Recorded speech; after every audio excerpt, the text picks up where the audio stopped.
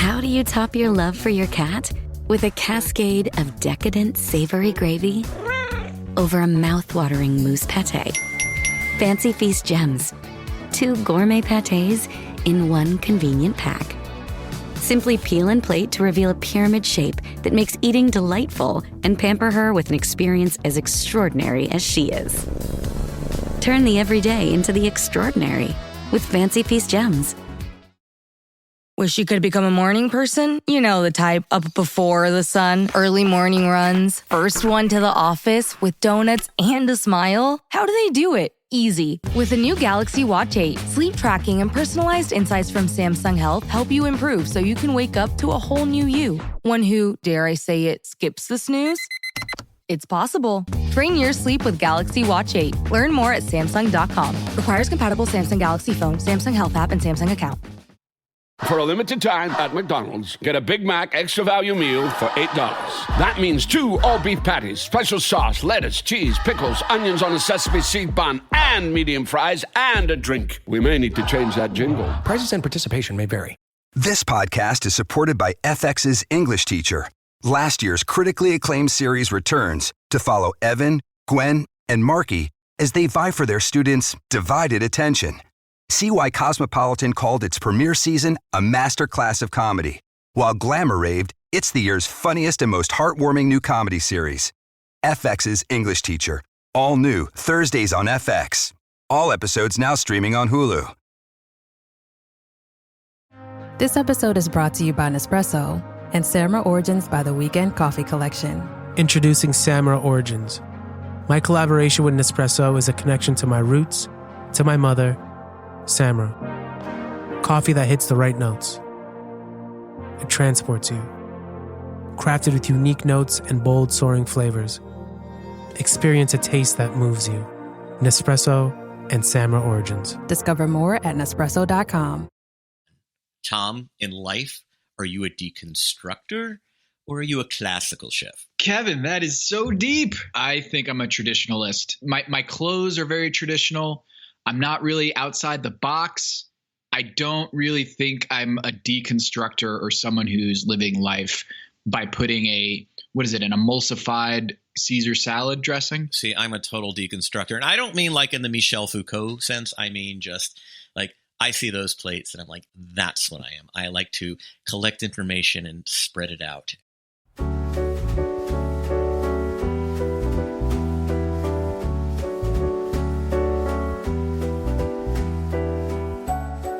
This is Pack Your Knives. I'm Kevin Arnovitz. And I'm Tom Haberstroh. Tom, interesting week.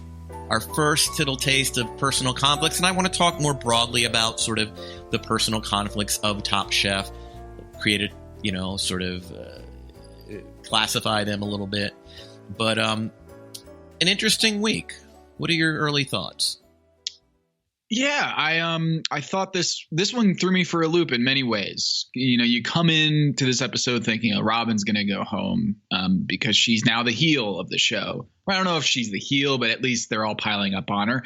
And then, of course, that's not the case. And then the other thing is that Jen seemed to be teetering. If I hadn't known how successful she was on this show, coming back to Top Chef and having a long career on Top Chef, I would have thought halfway through this episode that maybe she was going to go home. So this is this episode. I'm not a magician.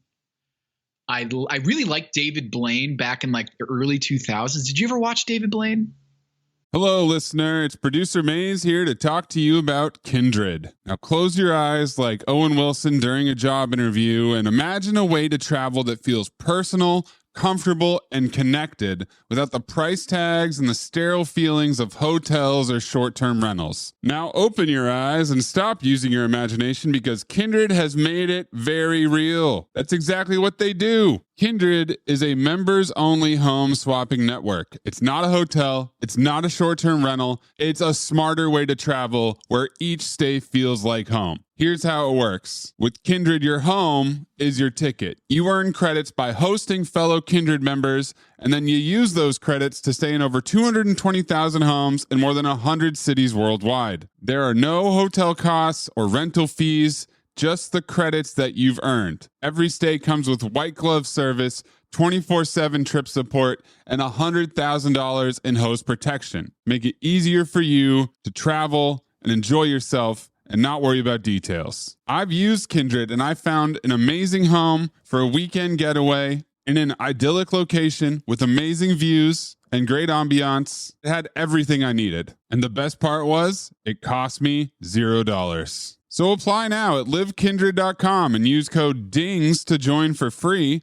Plus, you'll earn 5 nights of travel credit just for signing up. That's right, that's 5 whole nights for free at livekindred, KINDRED.com, code DINGS, DINGS, livekindred.com, code DINGS. Listener, listen up. This is important, okay? I'm going to try to save you some money here. If you're still overpaying for wireless, it's time to say yes to saying no. At Mint Mobile, their favorite word is no. You may think like, oh, that's bad. No contracts, no monthly bills, no overages, no hidden fees, no BS.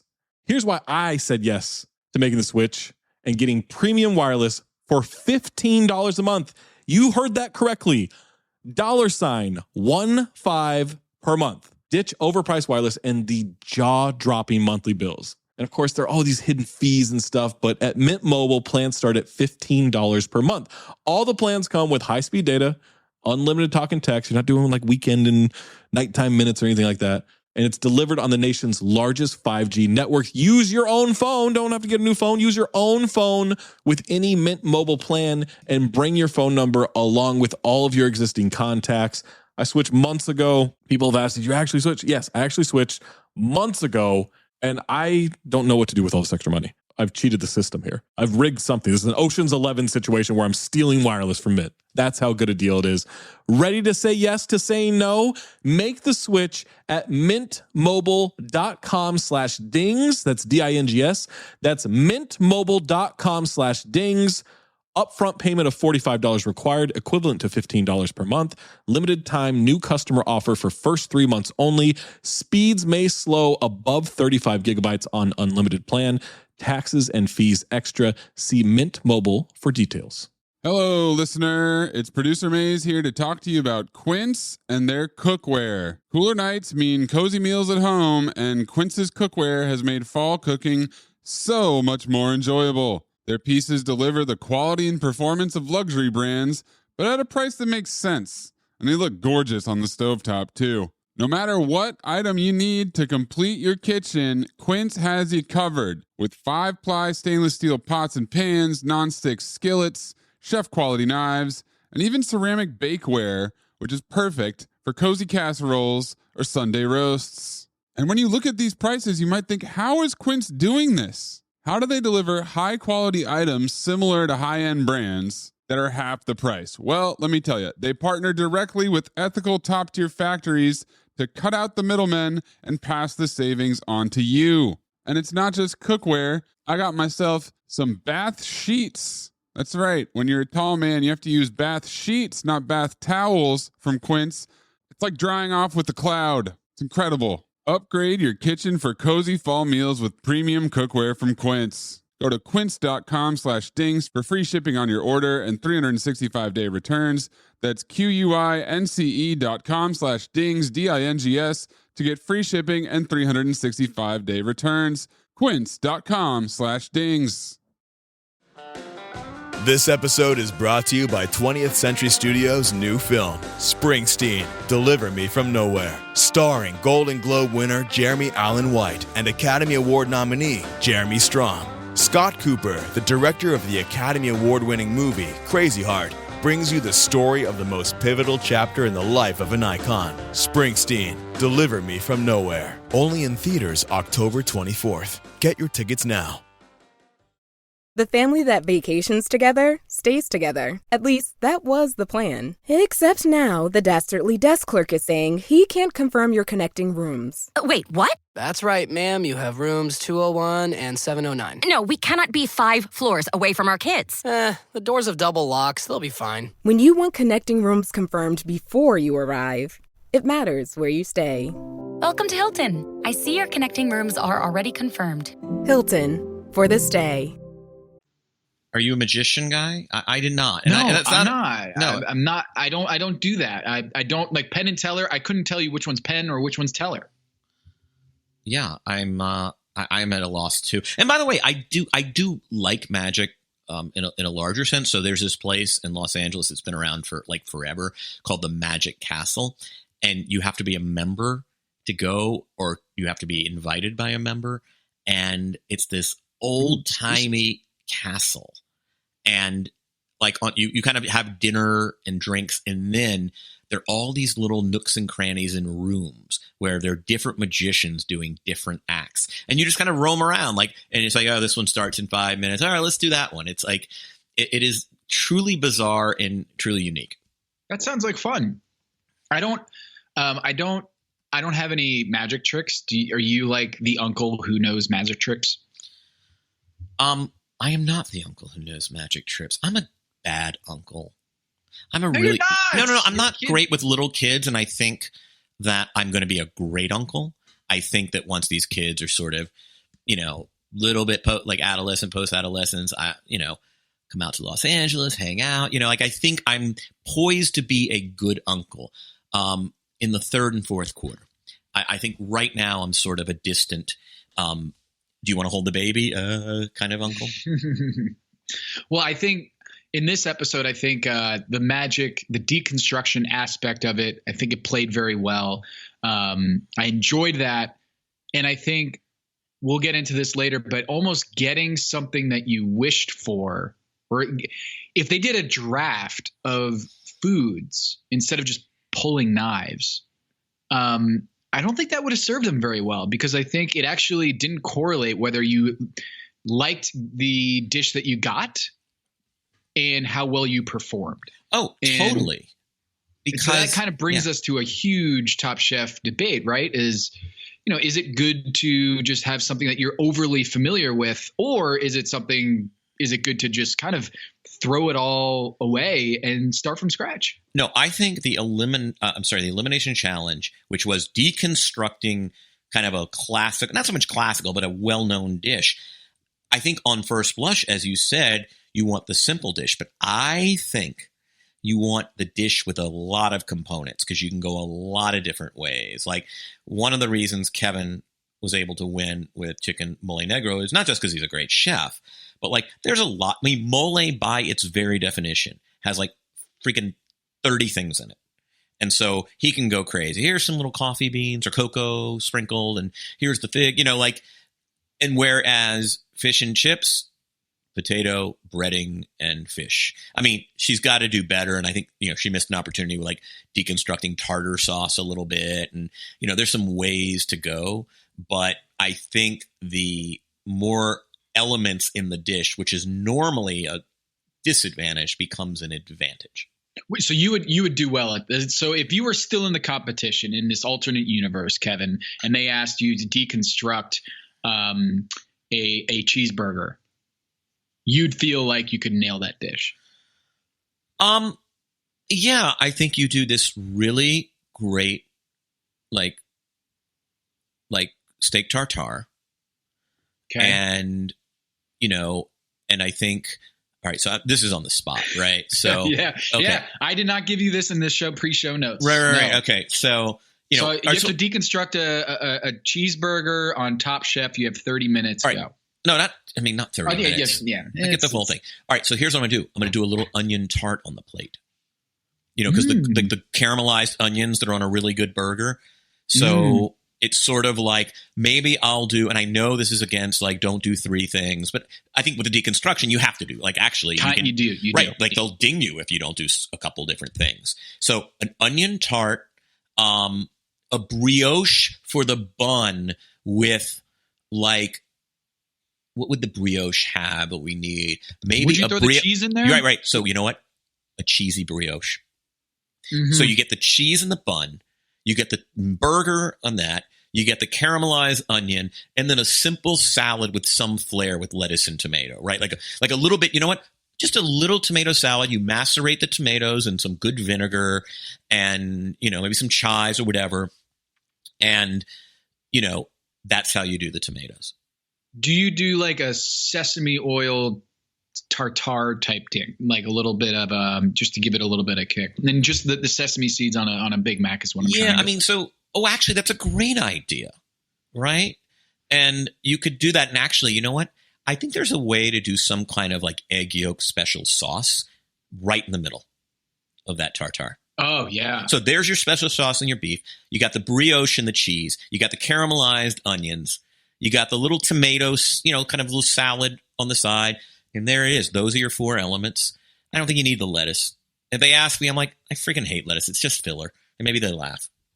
Yeah, I'm not a fan of the lettuce. Like I oftentimes when I'm in a burrito line or if they're or on a burger and I'm at like a buffet burger line at my house, or if I'm at a buddy's house and they have the whole, spread of toppings, I don't really go for the lettuce. I'm not a fan of lettuce on a burger anyway. One other thing you could do is say, hey, you can't have a burger without fries, and do some sort of potato element, right? Like, and because I do think burgers and fries, in fact, I would even wonder if that would be the kind of the actual thing. But yeah, it's a really fun challenge. It was interesting to see kind of a la our little open who was classical and who was like, oh yeah, this is fun. So, that's cool. No love for Robin. Love right off the bat, Kevin. I mean, did you feel that before? I think I kind of felt it. I think they were kind of, marinating that in the beginning episodes. Well, I think it was interesting. What I didn't know about her is she's like Maury from Goodfellas. Like she's going to get whacked just because like she talks too much, he never shuts up in the show, so I think she's a little bit like Maury from Goodfellas. And so I think like I was very amused at Laureen's just like, look, I can't freaking take it anymore. Yeah. And, can we talk about Mateen's little solidarity? Everyone wore red scarves for him? Adorable. Wow. I didn't know that they were really shook up about that. It would be, what I would love on every season of Top Chef? And I think you would have to do like the top 12 because I think you wouldn't know the other chefs. Every chef rank the other 11 chefs in likability and like Desert Island, who would you want to be with? And then they publish the scores and they're all anonymous. So it'd be like a chef favorite rather than a fan favorite. Exactly. Like, but I love everybody. Rank them. No, gotta rank them. So that would be really, did you notice who didn't wear the red scarf? No, who didn't? Robin. Well, do the women, I can't remember. Do the women wear it? Laureen wore it. Jen wore it, I believe. And the only person that I spotted was Robin, the villain, coming out and not wearing the red velvet. And I think the red bandana. I think the reason is because a lot of them feel that she should have been voted off instead of Mateen. And so maybe she's like, screw you guys. I'm not wearing this thing. If you guys think I should be sent home, I'm not part of that. So I can see why she would be anti-red scarf team. Tom, in sort of the classification of villains on Top Chef, she's not like a aggressive, like black hat bad guy, like in the old Spy versus Spy. It's like she's just kind of a nebbish. She's an annoying, again, a Maury, not a Pesci. She's not going to whack anybody. She just, she's just like, she's not vindictive. She's just she's chatty. People are annoyed by it, and so kind of the way the Magical L's, the editing team, made you think was that they're all just going to gang up and try to get her to go home. And look who takes home the quickfire win. I mean, that was sort of mean. Did you hear? I mean, as vicious as an insult I've ever heard. Eli after that. Holy shit. Oh, man. Are you kidding me? Do you think he wanted that to air? I mean, if you say it, you say it. If you say it on camera, you kind of have to own it, right? I mean, yeah. He said, that's one way to win a quick fire is just to tell people you had fucking cancer. Weak, he said.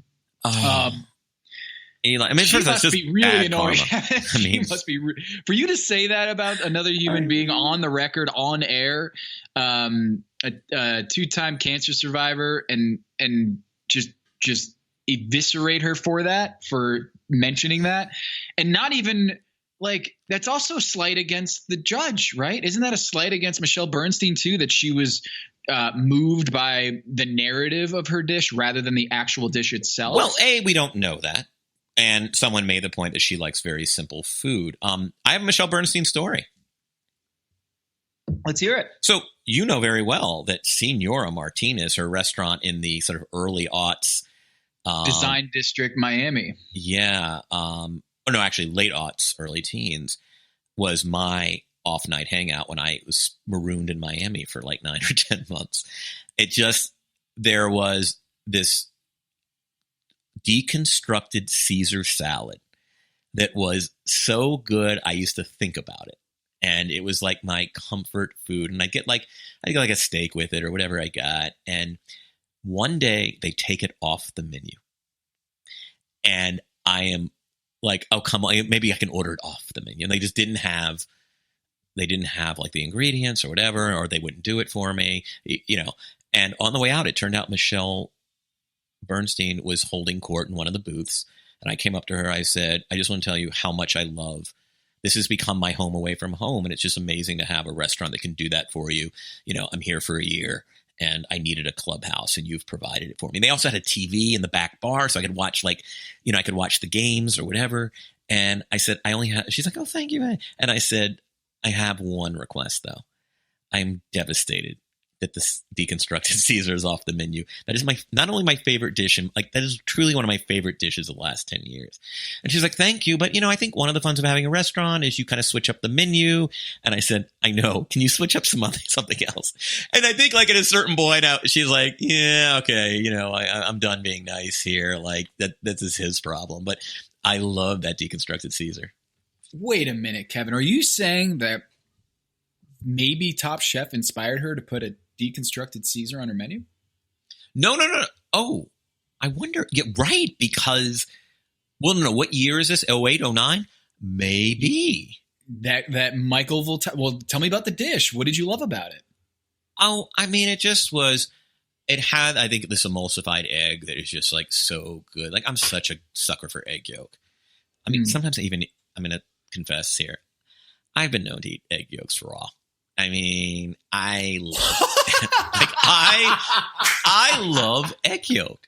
I just think it is if they served it as a condiment, like you could get it in a squirty bottle, I would buy that shit. Like, all right. And so you put an emulsified egg yolk on a plate, like I'm with you. All right. So another confession here is you are the only person who has ever made me eggs that is the opposite of when you order egg whites. You just gave me scrambled eggs with straight up egg yolks. Yeah. And it was delicious. It was delicious. It felt kind of decadent, gluttonous to just eat the egg yolk after years of being like, oh, can I just make that with egg whites? Can I get the egg white omelet, please? It was kind of one of these moments of why don't more people just do a scrambled egg yolk? Well, no. So my trick is this. It's 4 yolks against like 2 whites. Okay. But the secret ingredient to great scrambled eggs is a little bottle cap of vermouth, dry vermouth, not the sweet stuff. And it just gives it. So a friend of mine of Greek descent, actually her name is Anastasia Souklis. She is one of the music directors at NPR, an old classmate of mine who I adore. She taught me this. And It is the go-to move. It is just, everyone loves those eggs. I mean, not to toot my own horn, but everybody loves those eggs. Damn good. Yeah. They're damn good. It's the secret ingredient, the dry vermouth. Where did the egg yolk thing come from? Did you have a family member who was big into egg yolks? No, or did you just realize it's delicious? That's like asking oh, where did you get your love of foie gras? Where did you get your love of Greg Maddox's pitching? Where did you get your love of Ray Allen's jump shot? It's just good.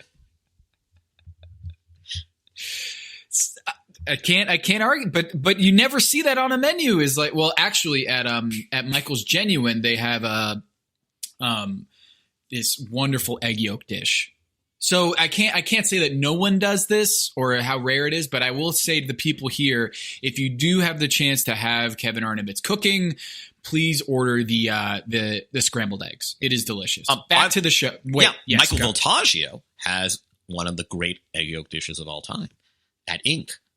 May it rest in peace. The egg yolk gnocchi. It was these little teeny purses, those gorgeous dumplings. I would order 2 because I wanted my own and I wanted to like the one that's a share. And there's only one other dish I do that with in Los Angeles, the beef look at Newport Seafood. Got to have my own when I used to eat beef.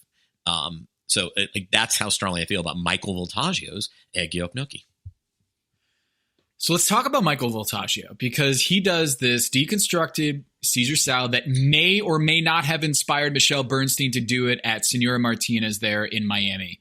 A great spot. May it rest in peace. But the judges actually didn't. That's they didn't like his quickfire. He got on the bottom. Oh no, he was on the top. I'm sorry, the modern smoked salmon. I'm like, it was Brian who was on the bottom, of course, because he is so Mr. non-quickfire. But we'll get to the Caesar salad later. I jumped the gun there, but it's okay. We got the quickfire was interesting. The salmon dish I thought was going to be the winner for sure. I thought his salmon was brilliant. I thought it was very conceptualized. It made a lot of sense. And it showed a lot of his technique where he's so light years ahead of everybody in this competition, it feels like. And he just is able to see, it's almost like he gets the challenges all before everybody else. That's what it feels like to me, Kevin, is that Michael Voltaggio has gotten the script for every episode before it actually happens, because the way that he actually thinks through and what he puts down on the plate, it looks like something that you would serve at a restaurant every single time. Right.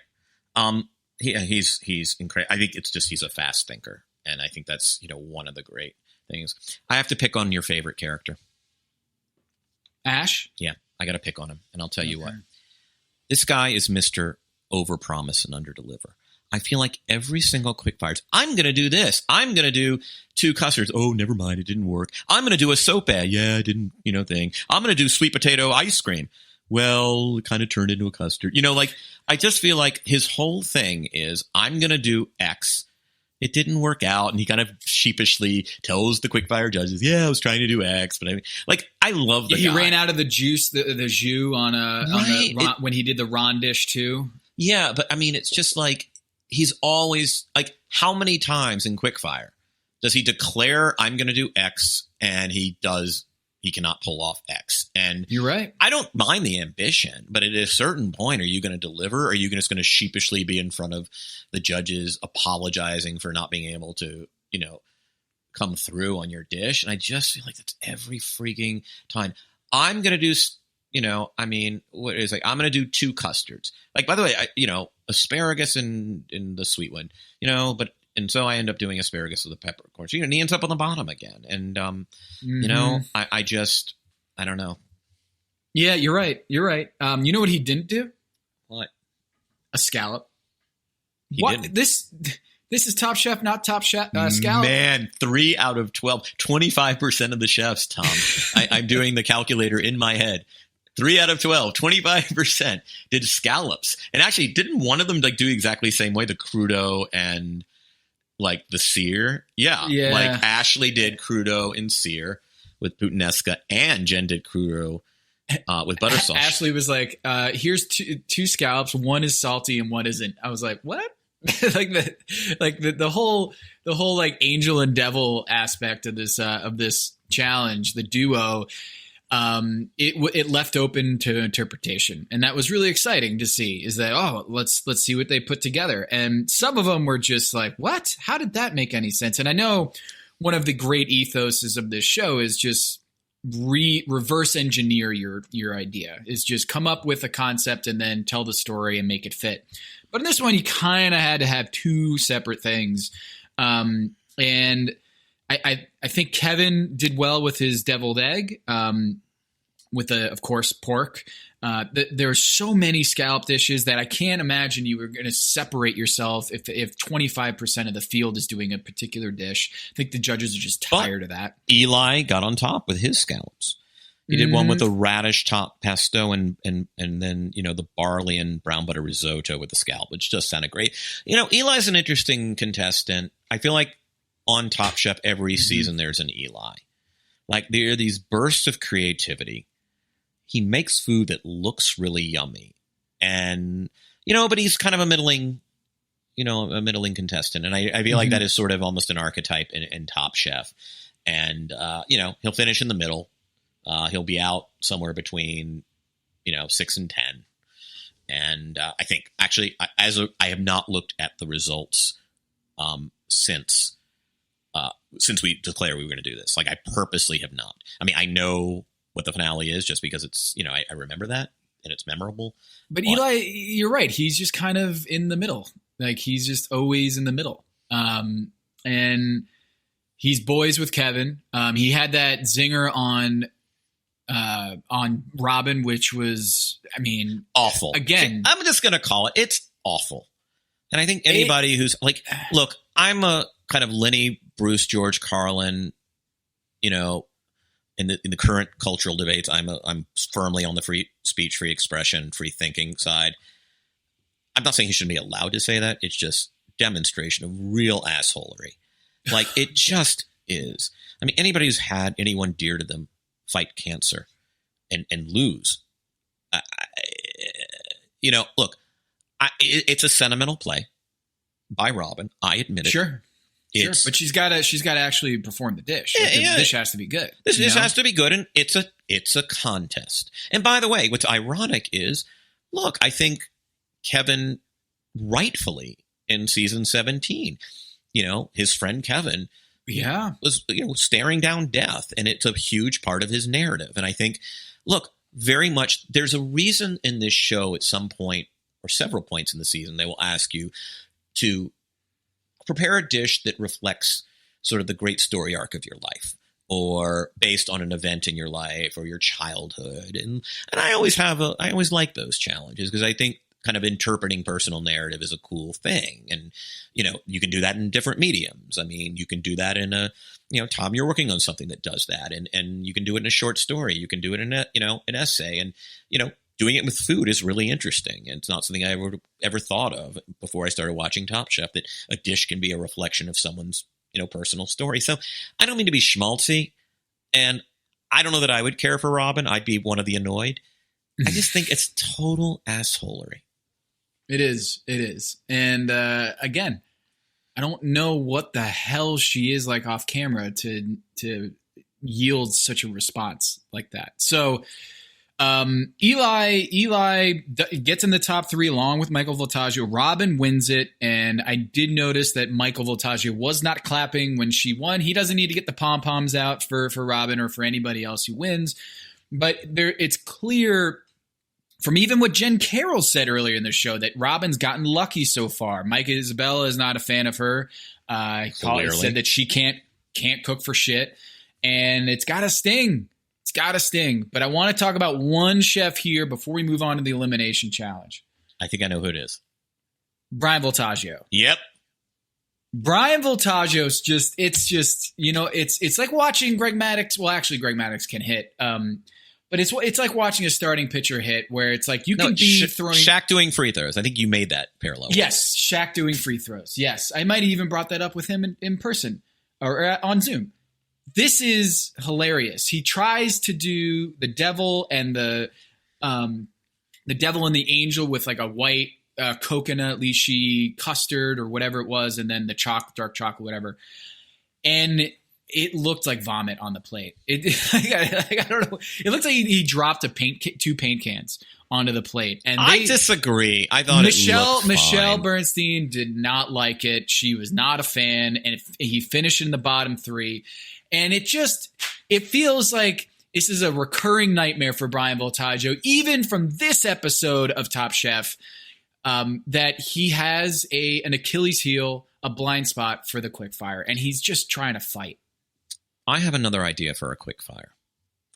You know how in the NBA right now in the bubble, they have all those digital renderings and people sitting at home and like kind of as looking like the crowd. So just for viewers who are not NBA fans. So the NBA is playing in an empty gym as a result of COVID. It is a wonderful experiment. It's working very well. But to give the empty gym a sense of fans being in the stands, like there are a bunch of fans of the team who is declared the home team sort of set up in front of their, like imagine like they're doing FaceTime video or something, and then they're rendered, you know, on a seat, and it looks like they're in the stands. What if on Quickfire, like chefs could have like people or former contestants in the stands? I think that'd be really cool. Ooh.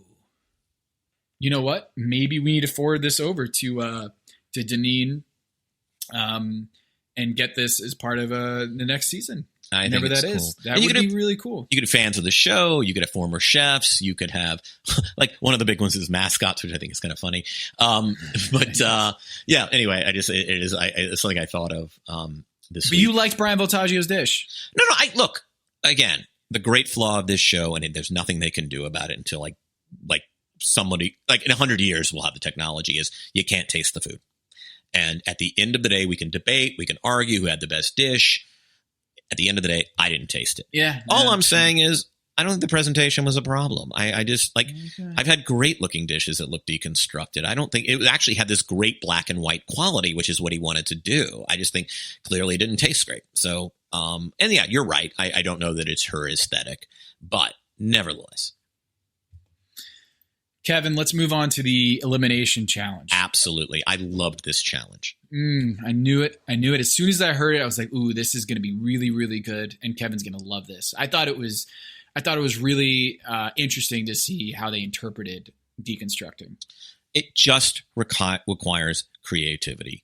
It's not a contest or an elimination challenge that you can get away with your down-home cooking. And I have nothing against down-home cooking. Some of my favorite food is down-home cooking. But it just demands a level of creativity that really separates the chefs. And by the way, there are chefs who are better than other chefs who, you know, just happen to be more creative in conception, even if they're not in execution.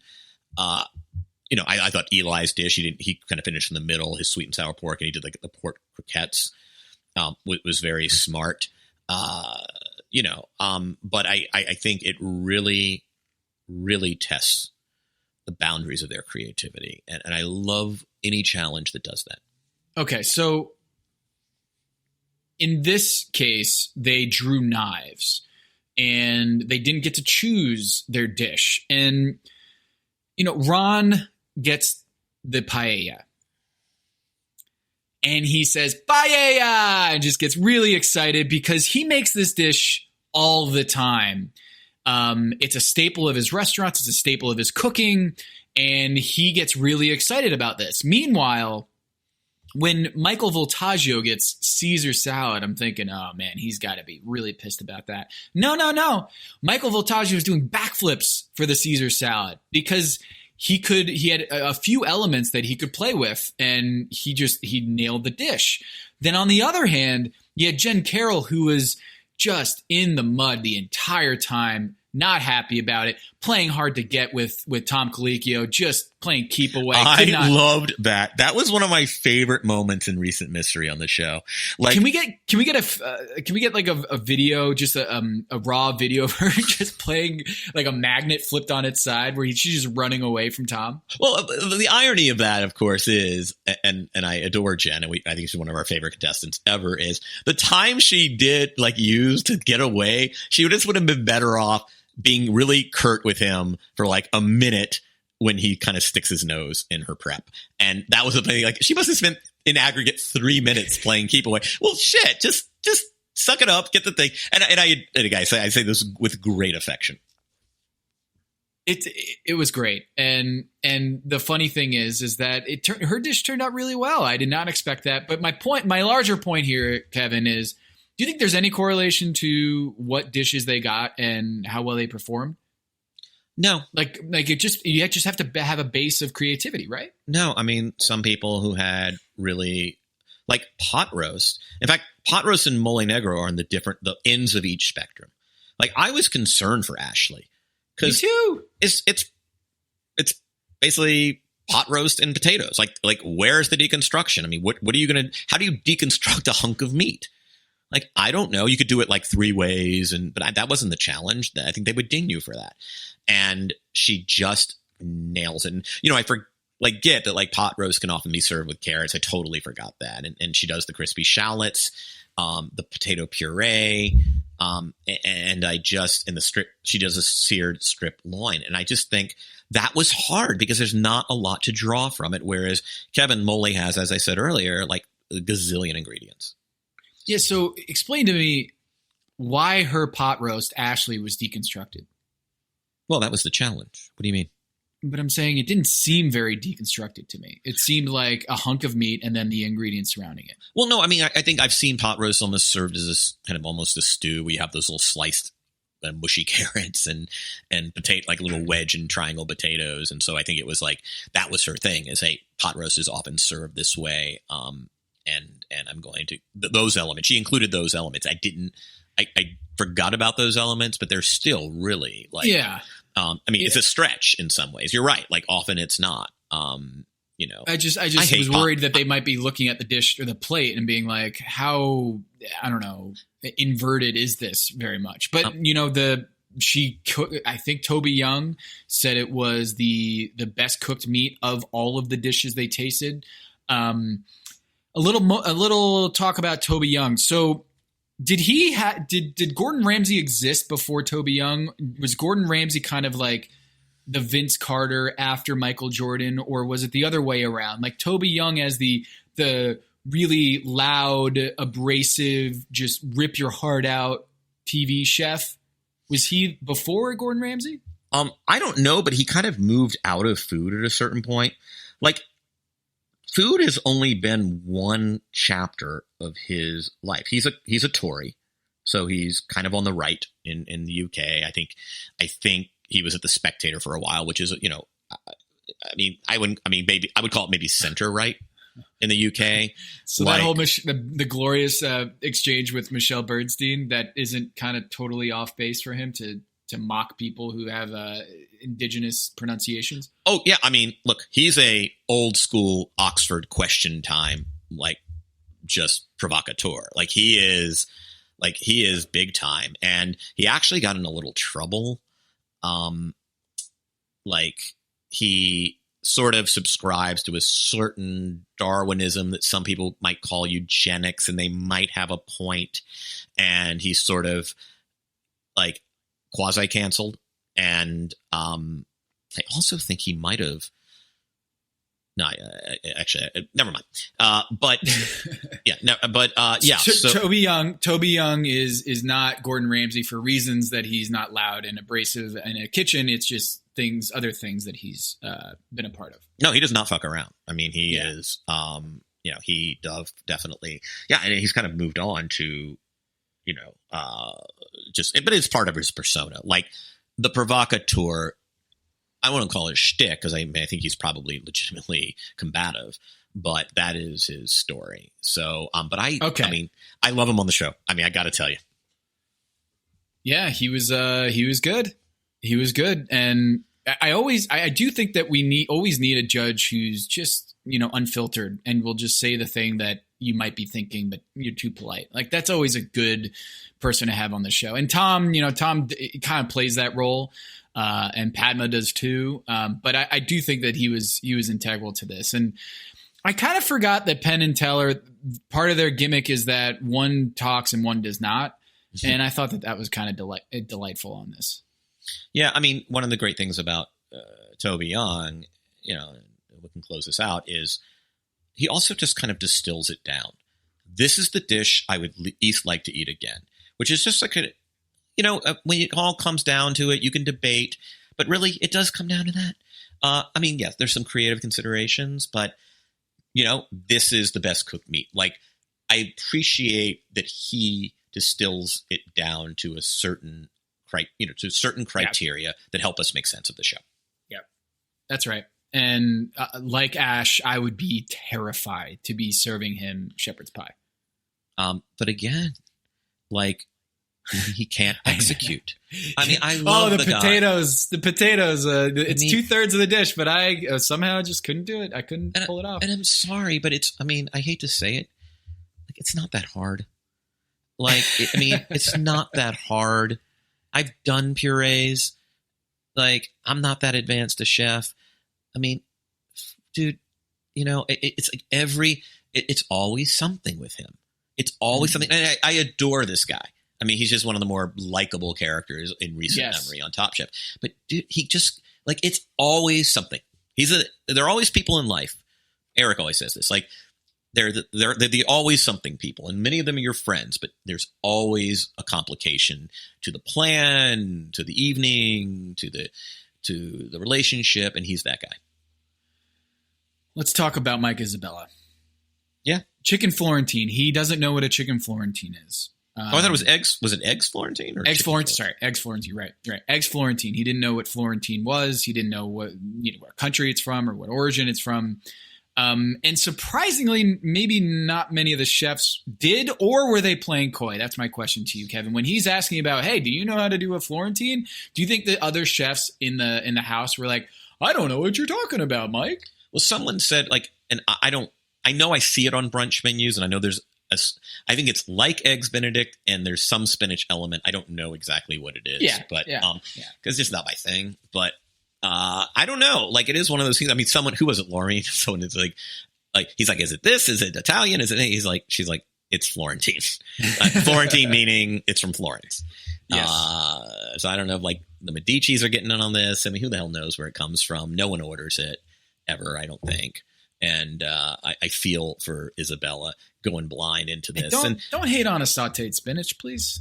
I'm a fan of sautéed spinach. I hated as a kid having the frozen spinach, like chopped frozen spinach. The only spinach I would eat was that Stouffer's spinach. That exactly what you're talking about, like that Stouffer's. The block of in the tinfoil. Yeah, I love that shit. As a kid, like my mom. The only way it was edible was if just like a dollop of margarine on top is how my mom always made it. It was already kind of creamed corn. I mean, cream spinach rather. He finishes in the middle. Eli finishes in the middle. It seemed like, it was funny. They seem to love Brian Voltaggio's tuna Reuben, but it speaks to how deep the good dishes were. I mean, it's something we don't talk about a lot, right? Like where's the cutoff? The top four. Brian Voltaggio seemed to get a seal of approval. Eli seemed to get a seal of approval. Isabella did fine. I think let's say he finished 7th, and then you have 8, 9, 10, and we know who finished 10th. It's Ron. And I have a comment about Ron, Tom. I think it's unfair. Deconstruction is a term of art that is native to a very particular class of chefs in Anglophonic countries and maybe Francophonic countries. I mean, I've seen some stuff in France, but like, I don't think it's fair to ask a guy who is not a native speaker. I mean, we know his life story. It's incredible. His first language is French. I bet his second language is probably Creole. And I just think it's bullshit. Like, you need somebody on set to explain this to him. And not because he needs training wheels. I just think, like, look, if you're going to bring a diverse collection of chefs onto the show, you need to account for, what's different. And I think he needed to get a tutorial. And I don't know, maybe they did this. Maybe the producers did this. But I think he should have been taken aside politely and inconspicuously. And maybe, again, I don't know if they did, and just explain, like, have a dish or something and say, hey, by deconstruction, we mean this. This is, if you showed him 4 photographs of deconstructed dishes, the dude's a chef. He would have gotten it. And instead he's trying, like, he's done with his prep the night after the prep. And like Eli and Kevin, the Atlanta guys, are saying, no, this is it. This is it. And they both said, I don't think he knows what it is. And I just think that's bullshit.